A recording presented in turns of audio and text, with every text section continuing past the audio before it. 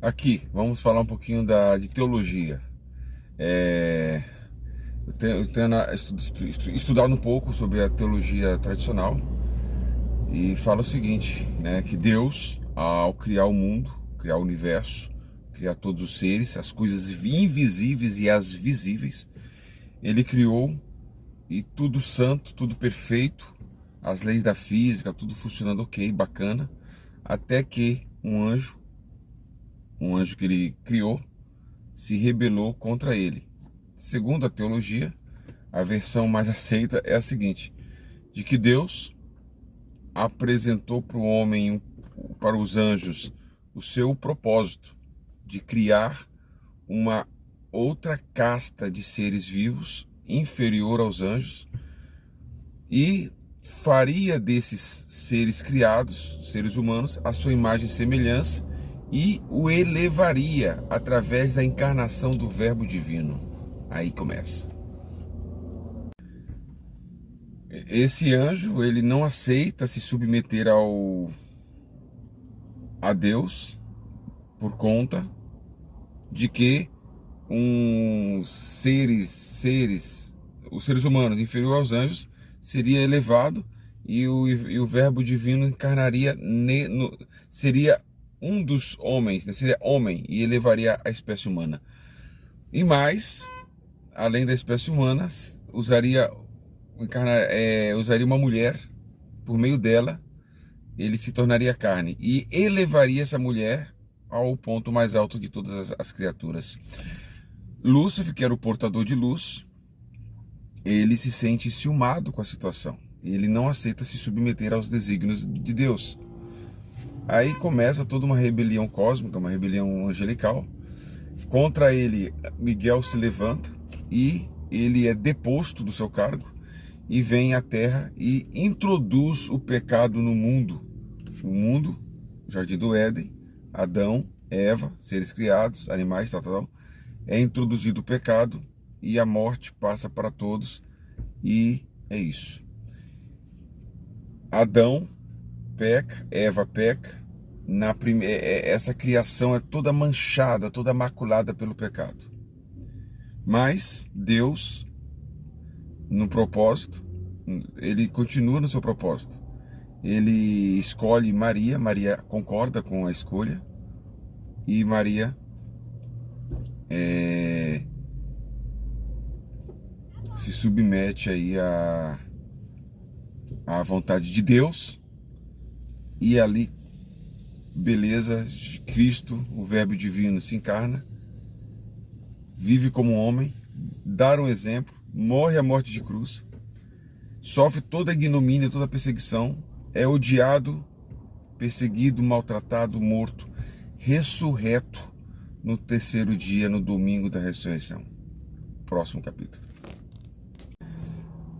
Uma vez ressurreto, a ressurreição de Cristo simboliza uma nova criação, simboliza a vida eterna, simboliza a morte para o pecado, simboliza a vitória sobre a morte, né?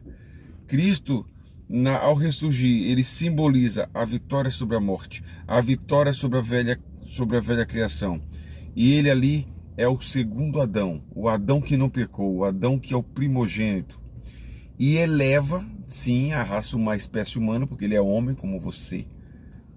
Né? Ele é homem, ele é 100% homem, 100% Deus. O Verbo Divino não é mais somente espírito como o Pai é, mas ele é Deus, ele é homem, ele é ambos. Curioso, né? Pois é. Esse é o novo Adão. Nesse ponto, o Deus que na velha criação era um espírito, era um ser à parte, fora da criação e continua sendo, mas ele agora tem a mesma matéria da criatura. Que coisa magnífica! Por isso que ao mesmo tempo que ele é o nosso Deus, ele é o nosso irmão mais velho. Ele é o nosso irmão mais velho. E com Jesus, você, a espécie humana que acreditou em Jesus, nele com ele, por ele, você é co-herdeiro de toda graça divina. Oh, veja só que maravilha. Por isso que a fé cristã, ela é sustentada, respaldada, firmada, fundamentada, fincada na ressurreição de Cristo. É aí. E porque a tradição cristã fala que o domingo é o dia especial? Porque foi no domingo que tudo isso aconteceu. O nascimento do novo homem, o surgimento da nova criação, a vitória sobre o pecado, a vitória sobre a morte, a vitória sobre a velha criação maculada pelo pecado. Foi no domingo que isso tudo aconteceu.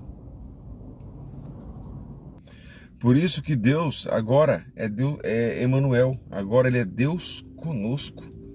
Veja a profundidade disso. Ele é Deus conosco. Você olha para você, claro que o teu corpo é corruptível. Depois do pecado, seremos incorruptíveis, mas seremos de matéria humana. Temos um ser da divindade. O Verbo eterno também é igual a você. Lúcifer, na sua soberba, jamais ia aceitar tamanha humilhação. Quis ser igual a Deus e não quis aceitar isso. Por que não ele? Sempre ele foi dos seres criados, aquele que resplandecia, refletia a glória do Eterno. Todas as criaturas que resplandeciam, todas as estrelas que brilhavam, a de Lúcifer era mais brilhante, a de Lúcifer era mais alta. Até que Cristo fez o que fez com seu propósito e colocou a espécie humana, o homem, elevou a natureza humana acima dos anjos. Na pessoa de Maria. Se Cristo é o primeiro Adão, segundo Adão, o primeiro Adão pecou, falhou, mas o segundo Adão venceu. O primeiro Adão, no Jardim do Éden, com toda a zona de conforto do mundo, ele falhou. O segundo Adão no deserto resistiu e venceu. Assim também foi Maria. Maria, ela no meio de pecadores, nesse mundo, ela disse sim para o Senhor e permaneceu pura para gerar o Verbo divino no seu ventre. Maria é a segunda Eva. A primeira Eva fraquejou. A primeira Eva tinha tudo para vencer. Ela estava no Jardim do Éden, estava toda protegida ali, mas ela desobedeceu. Maria, já vivendo em um mundo de pecado, sofreu todas as tribulações e perseguições do inimigo. Ela venceu, porque ela deu à luz a salvação. Quando fala que Maria deu à luz a salvação, não é que ela é salvadora, não que ela tenha o poder da salvação, da redenção. Não, é no sentido de ela dar à luz a Jesus, e Jesus é a salvação. Não, agora não Lúcifer, mas Maria é a criatura mais elevada. Enquanto os anjos mais glorificados, mais exaltados, até mesmo serafins que vivem eternamente diante do trono de Deus, santo, santo, santo é o Senhor Todo-Poderoso, tal, ok? Até mesmo Lúcifer, antes da queda, que brilhava a glória de Deus, aquele que mais brilhava, nenhum deles teve o privilégio, a responsabilidade de não só brilhar a glória divina, mas gerar no seu ventre o Verbo divino.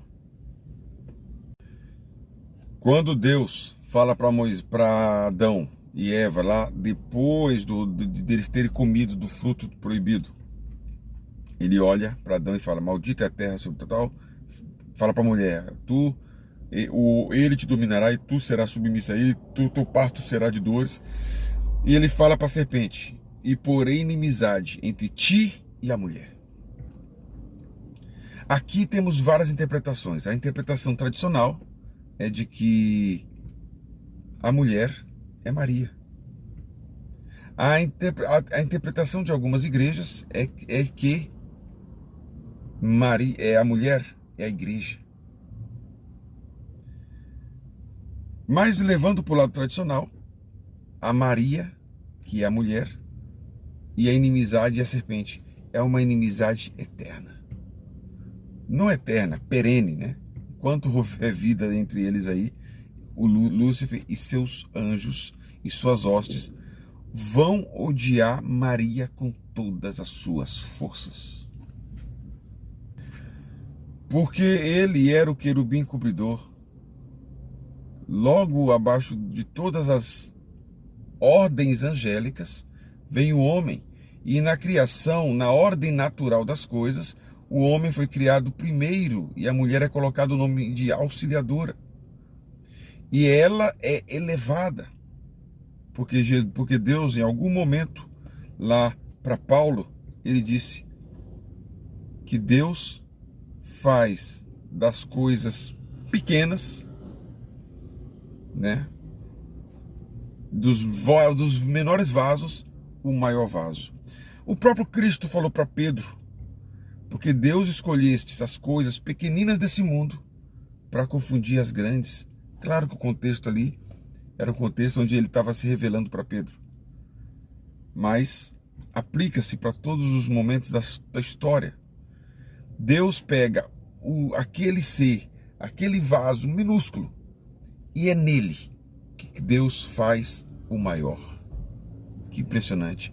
Deus não escolheu um querubim, não escolheu um anjo, não escolheu o sexo masculino, ele escolheu o sexo feminino, a mulher.